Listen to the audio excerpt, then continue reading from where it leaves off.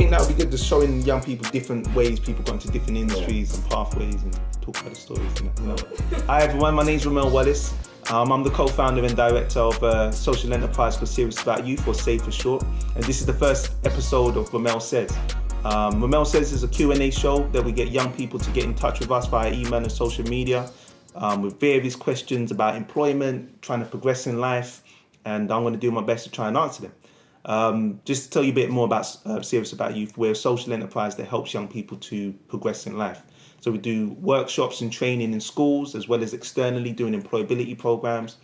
We work with a lot of different organizations, and our whole aim is to help you achieve success. So that's what we do. So what we got today, guys?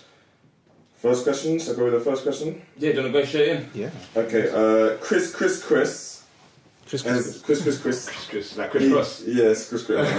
He's asked, is it worth handing out CVs in 2017? Yeah, I think it still is. Yeah, I mean, I think basically things have changed. A lot of the time when you go into shops now, people say, oh, yes, go online, go to the company website, that type of thing. But ultimately, I think when you go into a shop and if you make sure you dress smart, you create a good impression of yourself, I think people still connect with people. So I think, you know, if you go in there and make a good impression, the manager can see that and still be like, actually, you know what, I'm interested in finding out a bit more about you. And particularly maybe think about the shops you're going into. If you go into like a shopping centre, like Westfield, and you just go into like River Island, more than likely they're going to say you're going to have to go online. But if you go into maybe more unique shops or in areas that aren't so like just, you know, shopping destinations as such, but they've got shops there, they're maybe smaller, independent kind of businesses, I think you really can have a good impression. So yeah, I think handing out CVs is still very useful, definitely. And alright, so this one we got over here, we got an email one over here from Victor. Okay. And it says, Victor wants to know, how do I stand out from the rest or stand out from the crowd in a job interview? So that, how do I stand out? How do I impress? Yeah, by being you.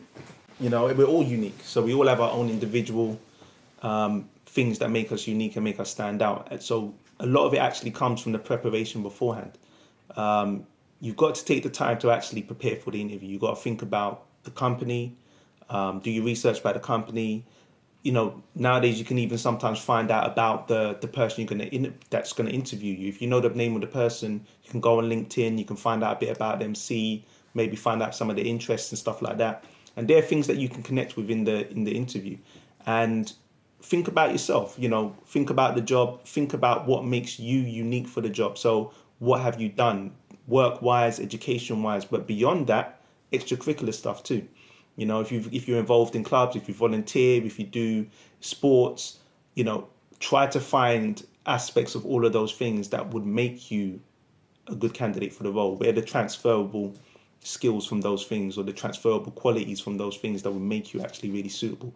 So I think if you were to sit down and think about yourself, really break down what you've done, how it's relevant for the job, then you would be unique because no one else is like you. No one else has done all the same things that you've done. So I think if you do that and then going into the interview, try to be friendly, try to be open, try to be forthcoming, give detail in your answers, give examples.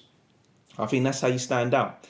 And the reality is not every job's going to be the one for you. You know, you'll go in there, you'll do a great job, and for whatever reason, they'll choose somebody else still. That's the normal process of finding a job. So just don't give up, but just be yourself, keep preparing well, keep trying to project yourself in a really positive manner, and eventually you'll find the place that fits you and that's right for you. So, you know. Okay, the next one is from Twitter. Okay. The Daniel 67, Yeah. he asks, is it better to have a degree Okay. or experience? To be honest, the ultimate mix is both. You need both. Like when I done my degree, I done business computing systems. I don't do anything. Well, I kind of do because it's like I run a business, but I don't really do anything in that field now. But having qualifications and experience is really important. So even with the degree I chose a 4-year course, a sandwich course. So 1 year was working.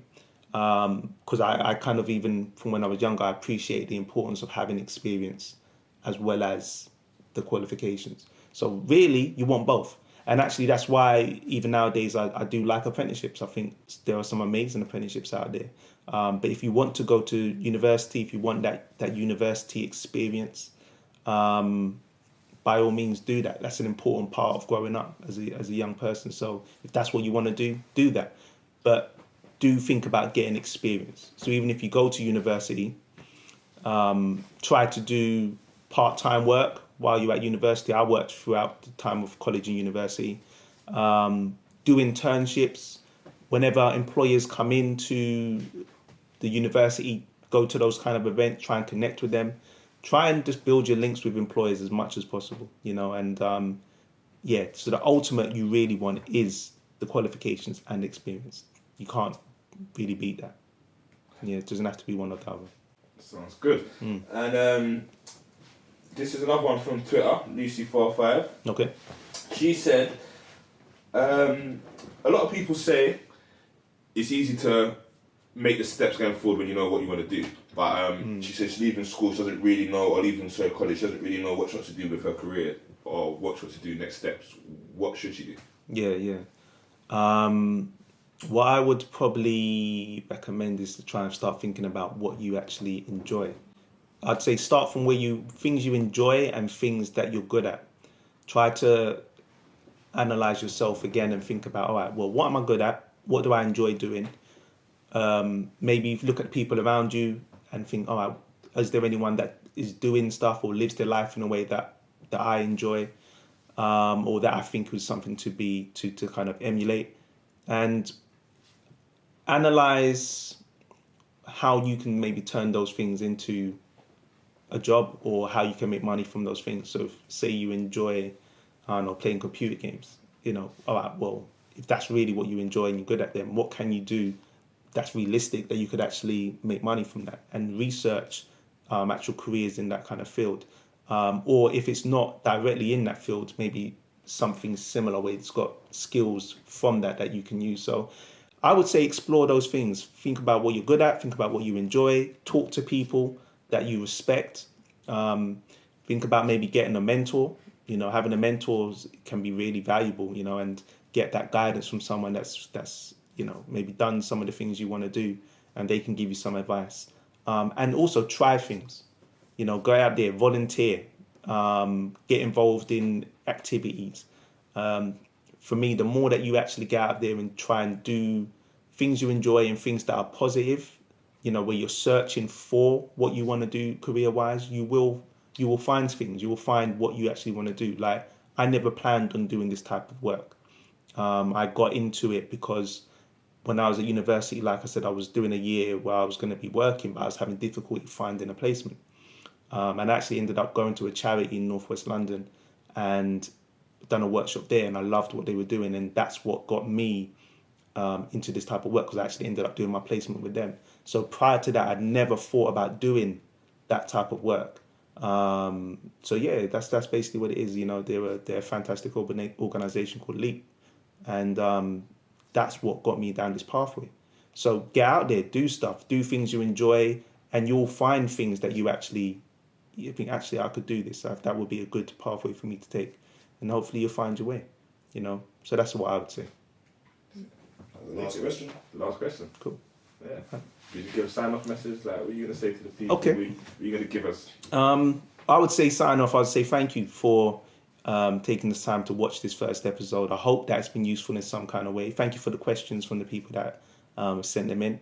We're going to be doing more episodes. We're going to try and start getting this out there a lot more. So, send in your questions. Let me know if there's anything you can help with, and I'll do my best. Oh yeah, if you want to get in touch, the social media's on screen at the bottom. I'm getting told to look at the bottom, so it's at the bottom. So yeah, the social media, all the handles and various ways you can get in touch with us at the bottom of the screen. So get in touch, and I'll try my best to help. So thank you for your time.